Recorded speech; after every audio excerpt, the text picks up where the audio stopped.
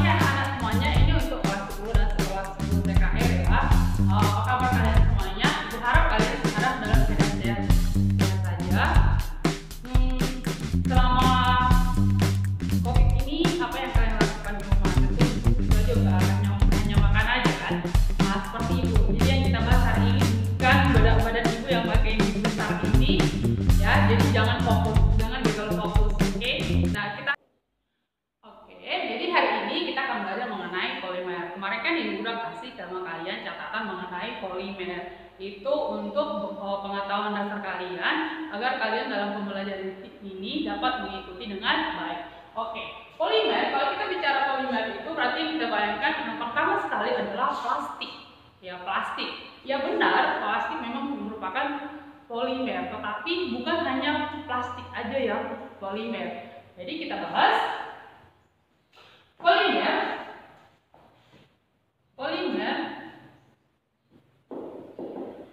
berasal dari kata poli dan meros.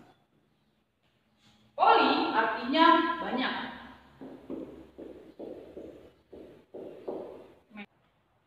Meros artinya bagian.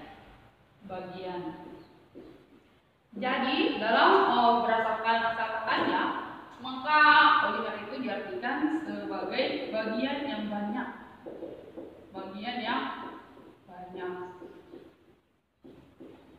Nah, kalau pengertian secara konkretnya, polimer itu adalah suatu makromolekul, itu molekul yang sangat besar, bahkan raksasa, yang terdiri dari unit-unit kecil. Jadi polimer itu terdiri dari unit-unit kecil.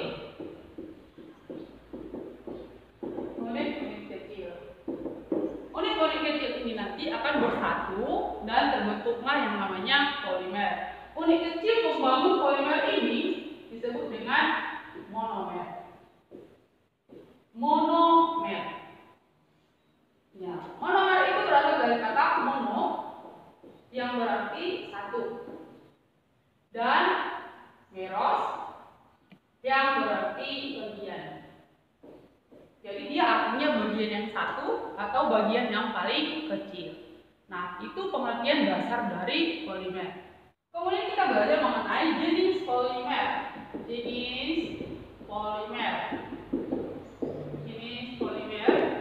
Nah, kalau jangan dihina ya, tulisan ibu ini karena udah lama nggak menulis mungkin agak-agak grogi lagi ya. Nanti akan diperbaiki di pertemuan selanjutnya. Oke?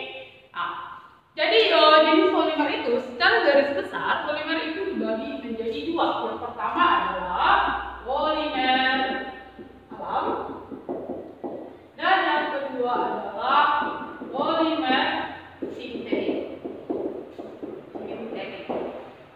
Nah, kalau dikatakan polimer alam, tentu saja ini adalah berasal dari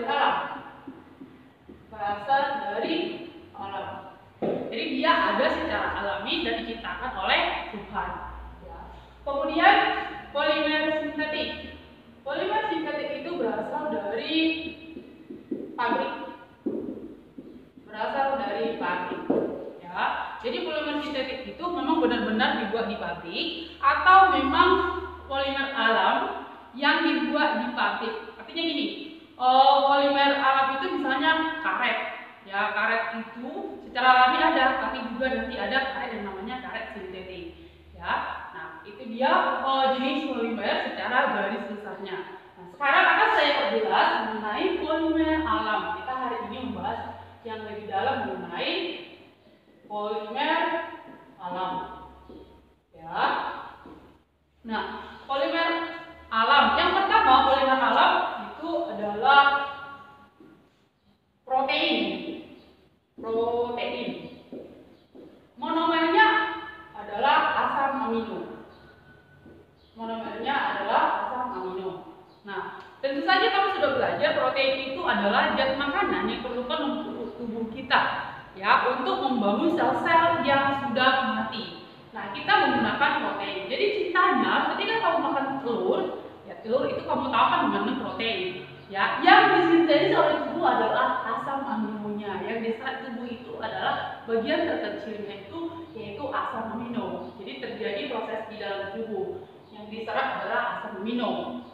Protein itu ada yang berasal dari hewan, ada yang berasal dari tumbuhan. Kalau yang berasal dari tumbuhan itu disebut sebagai protein nabati. Kalau dari hewan disebut dengan protein hewani. Protein nabati contohnya kacang-kacangan itu mengandung protein. Kalau hewani itu dari daging, kemudian dari telur dan makanan-makanan lainnya. Itu fungsi dari protein dan monomernya adalah asam amino. Yang kedua itu adalah amilum. Amilum monomernya adalah glukosa. Jadi amilum itu dalam biji makanan adalah karbohidrat. Karbohidrat itu disebut juga sebagai zat tepung. Fungsinya untuk tubuh adalah sebagai sumber tenaga atau sumber energi. Jadi ketika kamu makan nasi, nah kamu akan merasakan itu nasi itu lama-lama jadi manis. Nah, itu karena dia mengandung gula alami di dalam nasi tersebut. Itulah nanti yang diserap di dalam tubuhmu, gula yang diserap dalam tubuh. Makanya orang yang penyakit diabetes biasanya itu dilarang untuk makan nasi terlalu banyak karena di sana banyak gula. Nah, terus kenapa kok buah-buahan manis juga? Kenapa nggak dilarang? Nah, secara kimia gula dalam nasi itu berbeda dengan gula di dalam buah-buahan. Buah-buahan pada umumnya itu mengandung gula, itu namanya fruktosa. Ya, jadi dia gulanya itu berbeda. Ya, jadi amilum ini disebut juga tadi zat fatty atau zat tepung pada makanan. Nah, itu adalah selulosa.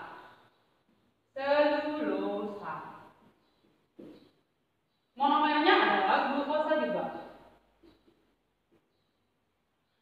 Selulosa monomernya glukosa, sama-sama glukosa ya. Ya benar. Tetapi selulosa itu terdapat pada tumbuh-tumbuhan atau daun-daunan atau pohon.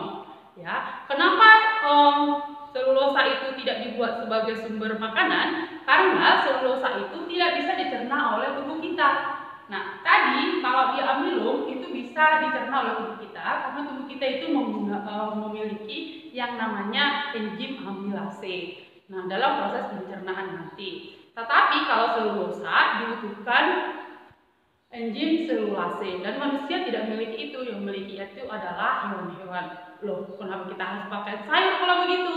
Nah, kalau kita makan sayur, yang kita butuhkan itu bukan lagi glukosa dari sana, tapi yang kita ambil adalah zat-zat vitamin atau mineral-mineral yang diperlukan oleh tubuh kita.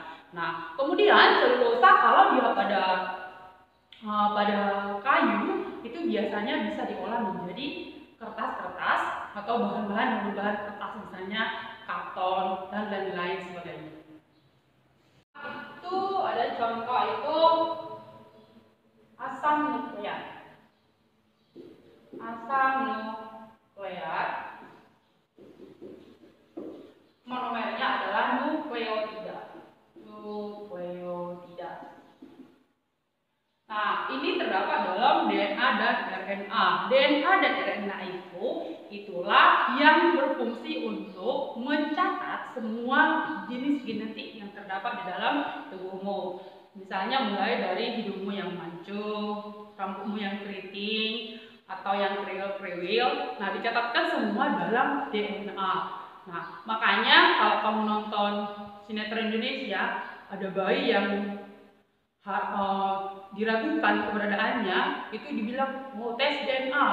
Nah, jadi nanti bisa dicocokkan si ayah dan si anak. Jadi diambil dari namanya DNA. Jadi DNA itu juga digunakan untuk cloning. Cloning itu adalah penggandaan. Ya, jadi itu mengenai asam nukleat. Kelima adalah karet alam. Karet alam. Monomernya adalah isoprena.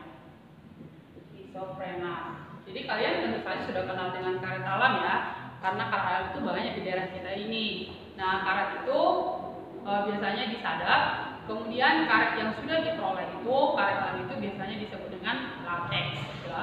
Nah, pembahasan mengenai karet alam nanti, karet ini nanti akan kita jabarkan kembali nanti pada pembahasan khusus. Karena tadi sudah saya bilang, karet itu Dan selain secara alami ada, dan juga ada nanti yang karet yang sintetis. Nah, pembahasan hari ini Ibu cukupkan sampai sini dulu, hanya sampai ke polimer alam, bagaimana keadaannya dan apa fungsinya. Nah, untuk polimer sintetis akan kita bahas di pertemuan selanjutnya. Jadi, terima kasih atas perhatiannya semuanya. Anak-anakku yang baik, tetap jaga kesehatan, stay home, dan ikuti prosedur dari pemerintah.